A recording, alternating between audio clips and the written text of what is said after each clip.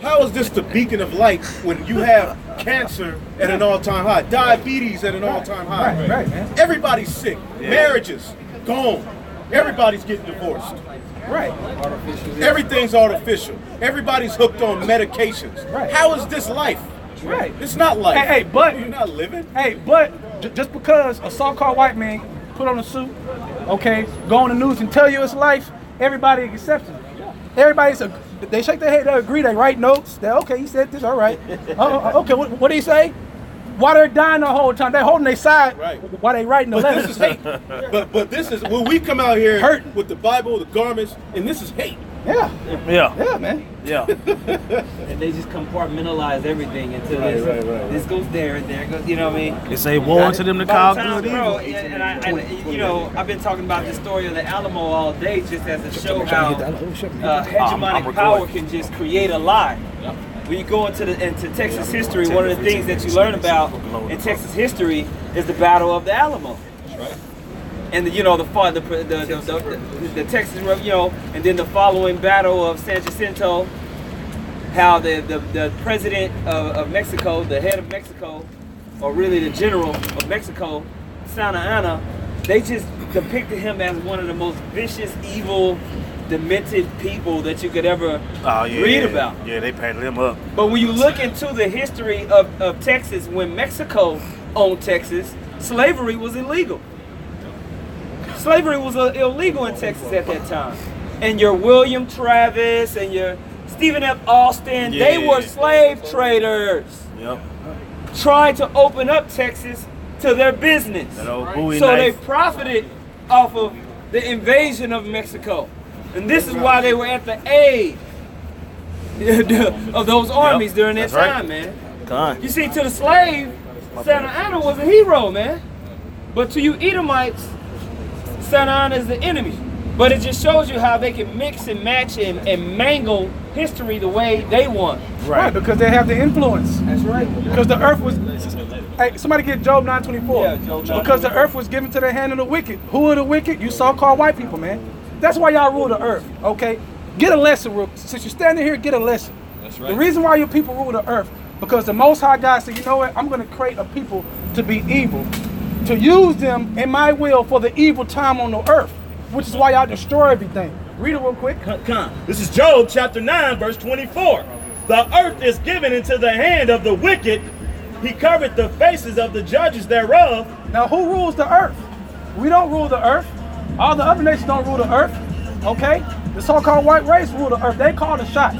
They are the hammer of the earth. They're going around manipulating, influencing, stealing, killing, raping, robbing.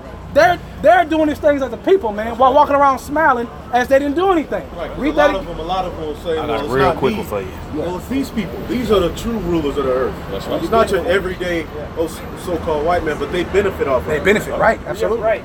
And as long when we were being hung from trees, man, they wasn't, you know, they were just, they were down with it, man. You see them in the pictures pointing, With their kids. Right. These are the top rulers of the earth, though, man. Yeah. So you ain't gonna see them every day. Right. Know?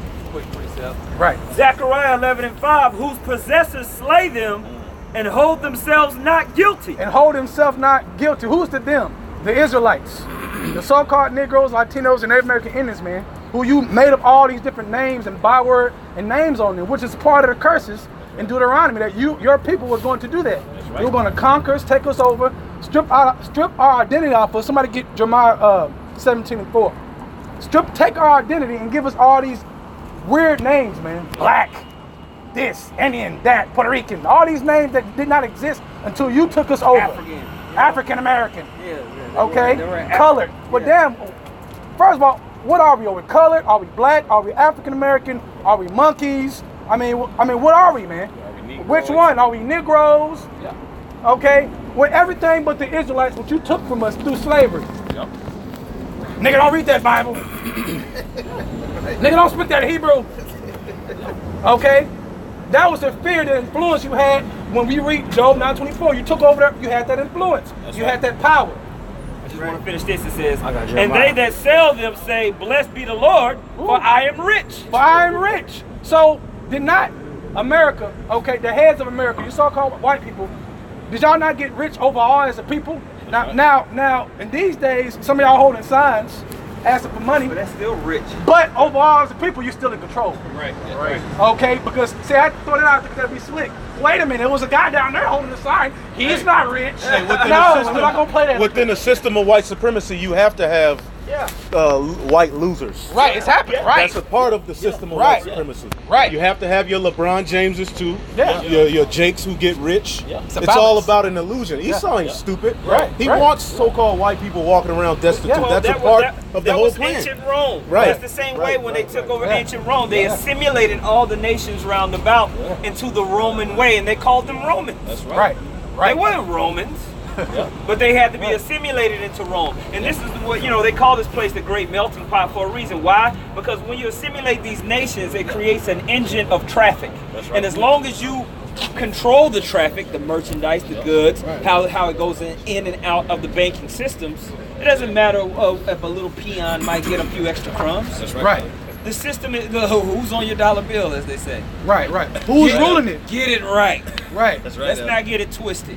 In general, we understand who's ruling. Right. And that sentiment must be protected. Right. And it's always been protected, whether through legislation or whether through all-out might. Okay? Now let me say this. Now we understand deeper than that you're the so-called white man. We understand deeper than the so-called white man is ruling on the earth. It's deeper than that. Way deeper. Okay, because the brother spoke of the dollar, right? You see the pyramid on the dollar bill. Okay, that represents something deep. That represents a new pharaoh, this is a new pharaoh on the earth. Let's put it right in the middle of the money. Okay, let's stamp it. We are the new pharaoh, but the scriptures say that you are the new pharaoh. Everything links to the scriptures, whether you believe it or not. Go ahead, read what you got. That's right. It's Jeremiah 7. You still want to Jeremiah 17? Yeah. Jeremiah 17:4. And thou, even thyself, shalt discontinue from thine heritage. Who is thou? The Israelites, okay? What you see on this sign, shall discontinue from our heritage. We went from tribe names, Judah, Benjamin, Levi, all the way down to Negroes, West Indians, Haitians, Dominicans. That's discontinuing. And part of that, our heritage is our Hebrew language, our holy tongue. That left us as well. So now you got speaking English, French, okay, all these other languages, Spanish, from the Spaniards. Adopting these languages from strange nations. That's right. Okay, go ahead. If I may too, when you go into being discontinued from thine heritage, when you go into heritage, it also goes into property. You know, when the Lord divided the land, He gave us our own properties to dwell on, and He had taken all that away from us. Land. Absolutely. You know, that was Absolutely. part of the curses. That's right. Now you got, So thou shalt see it no more again. Edomites over there in the land calling themselves the Jews, man. Yeah, we don't have an identifiable land in the earth. We're the only nation that absolutely don't have any identifiable land. So that's like in It was very purposeful. that's like in the curses. It said, "Thou shalt see it no more again." Yeah. Right. That's You know. Right. All right. Some more on that? Yeah. It's Jeremiah 17:4. And thou, even thyself, shalt discontinue from thine heritage that I gave thee, and I will cause thee to serve thine enemies. I will cause thee to serve thy enemy. So the Most High is causing us what? The Israelites to serve their enemy, man. So it wasn't a choice. Right. Okay. This is a prophecy. So when you read Job 9:24 about the earth is given to the hand of the wicked, and when you keep reading down and say He covered the faces of the judges are the Israelites. Now everybody's him. Okay. All the judges are so-called white men. Okay.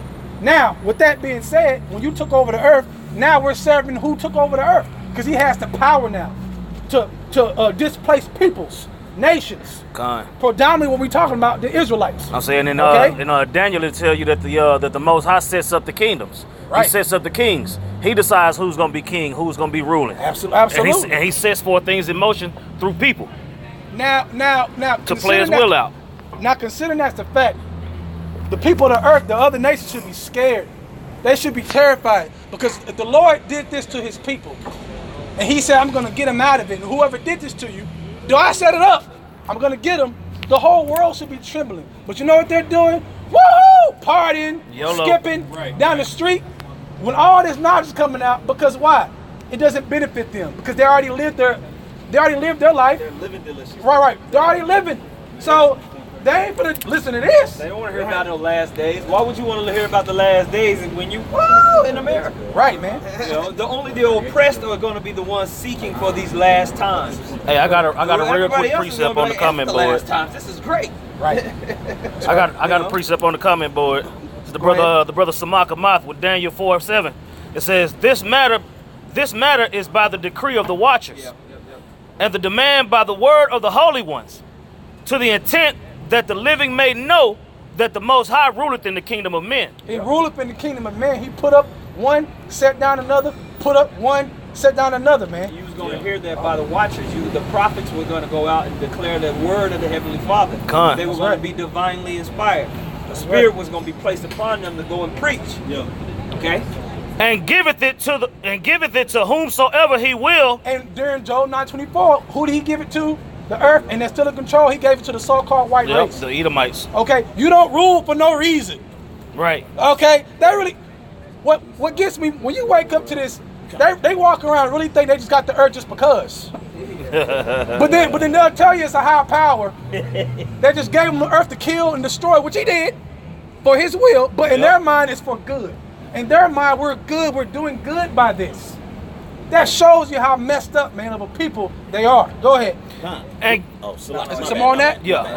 Okay, go ahead. And giveth it to whomsoever he will, and setteth up over it the basest of men. The basis of men. You Cave Edomites. dwellers. Damn Edomites. That's right, man. There you go. Okay. That was it on The Caucasians. Okay, that dwelled in caves. Y'all came from dwelling in caves, Caucasian, to ruling the earth. Wearing suits, shaving, small nomadic families, just like all the Hebrews. All the Hebrews come out of what was considered a meager place, man. But the Most High had promised Esau that in the latter days that he would dwell in the fatness of the land. That's right. That he would rule for a portion or period of time. That's right. And he would rule it by the sword. That was the specific blessing that was given to Esau, whose nation is called Edom, is that he was going to rule with the sword. Right. And so now in these last days, we see a military might greater than the world has ever known. To the fact, when you read in Revelation, it says, who shall make war with the beast? Right.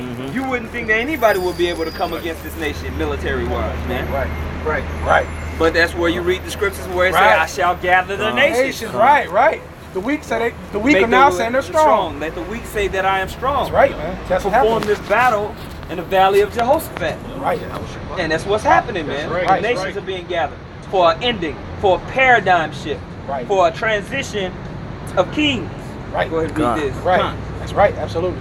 This is 2nd Ezra, chapter 6, verse 9. Yep. For Esau is the end of the world, and Jacob is the beginning of it that followeth. Yeah. So we get Verse 8. Yes, get the goodness off of it. This is verse 8. And he said unto me, the parting asunder of times. Yep. Okay. Verse 8. 6? Is it 6? Yeah. Oh, Salaki. Okay. Verse 6. Then did I consider these things, and they all were made through me alone, and through none other. By me also they shall be ended, and by none other. So Esdras, to get understanding, Esdras is asking the Lord. Okay, this is him talking, asking the Lord. He has a serious question. Go ahead. Verse 7. Then answered I and said, what shall be the parting asunder of the times? Or when shall be the end of the first, and the beginning of it that followeth? He wants to know when is the end of the world. Okay, end of the world of wickedness in the beginning.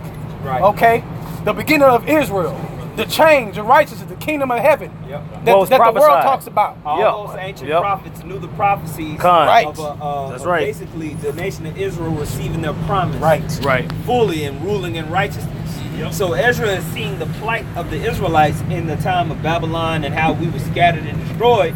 And Ezra was like, man, when are you gonna give it to us, man? What's gonna happen? Right. And so he's gonna. The angel who's speaking on the behalf of the Heavenly Father is gonna say this. Right. Verse 8.